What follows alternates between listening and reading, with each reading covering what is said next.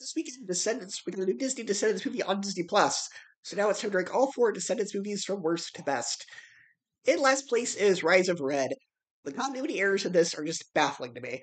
It tries to connect itself to the 1997 Cinderella musical by bringing back the actors to play Cinderella and Charming, but that doesn't explain how a black woman and a Filipino man were able to have a white child, because they do acknowledge in canon that Chad Charming from the first three movies is their son.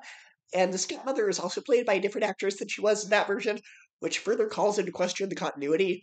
And also, we're supposed to believe that Cinderella and Charming met in high school, even though in the original movie that these actors are from, they don't meet until the ball, just like, the original Cinderella story.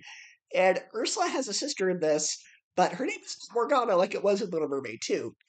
And if you're going to get all the Disney movies, continuity consistent. And this doesn't feel like it's doing that at all. I would say it is the best looking of the four movies. You can tell they gave this one the highest budget because it doesn't have the TV movie look. Looks like there was money put into this.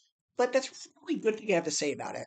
The plot is basically just Alice through the Looking Glass, where they use time travel to try and stop the Queen of Hearts from turning evil. And even though Uma comes back for a brief scene or two, they don't mention Harry Hook, which is odd, because Harry was super in love with her and loyal to her, and now he's just gone with no explanation. And the object they use for time travel is a pocket watch. And in the show Miraculous Ladybug, there's a superhero that also has time travel powers who uses a pocket watch. And that's very clearly influenced from Alice in Wonderland, but here it feels like they stole it from Miraculous. And this really frustrates me, because they do succeed in their mission. They make sure Queen of Hearts doesn't turn evil. Actually, the moment she attacks and set the whole plot of the film in motion, and she's clearly not evil anymore, so why were the inhabitants of Wonderland not allowed to travel to Oridon?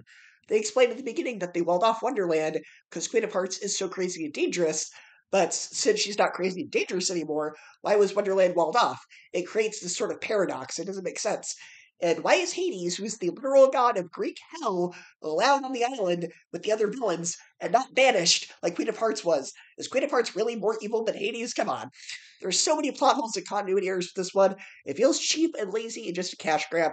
I just stick with the first three movies and skip this one. Number three, Descendants 3. What I like about this is the songs of this one are the best of these movies, each having a different style. The opening song feels like a 90s pop song, Evie's song feels like a 50s doo-wop ditty, Hades' song feels like an 80s rock ballad, and also made Hades kind of this punk rock type, which fits very well. And I like that the MacGuffin in this was not very Godmother's Want for a third time. The ending, though. Let's bring down the borders from the island of the lost and let all the villains come and go as they wish. Now, let's pause and think about the implications of that for a sec. The villains have all been trapped on the island for like 20 years. They can get nothing but revenge. Once things are Oridon, which has magic, they can use their magic and powers again, which will inevitably cause chaos and overthrow Oridon. It's like the man became a Church of Gotham and said, yeah, maybe the crimes of the villains at Arkham Asylum weren't that bad. Let's just pardon them all and let them run loose in the streets. Mal, you are a terrible queen. Number two, Descendants 2. I think this is honestly the best part of this movie. It's as good as part one, mainly because the MacGuffin is the same as the first film, and I think making the dog talk was a stupid choice, but I do think the new villain kids it introduces, but plus-wise, it just feels like somewhat of a retread of the first film. And in first place is the original movie, Descendants. This one feels the most deep and has the best character development. I like the idea of all the Disney animated films being connected, sort of like what they did with Kingdom Hearts or Once Upon a Time. But if you're a Disney fan, Easter eggs references galore, some of which I didn't even catch the first time. Kristen Chenoweth eats every scene she's in, and is by far the best part of this movie. The villain parents all have great snarky banter with each other. Each character gets some sort of arc. Mal learns she can open herself up to love, and she doesn't have to be like her mom. Evie learns she doesn't need to act vain and dumb to impress a guy. Jay learns to be unselfish and work with others on the team. And Carlos learns how to be an animal lover.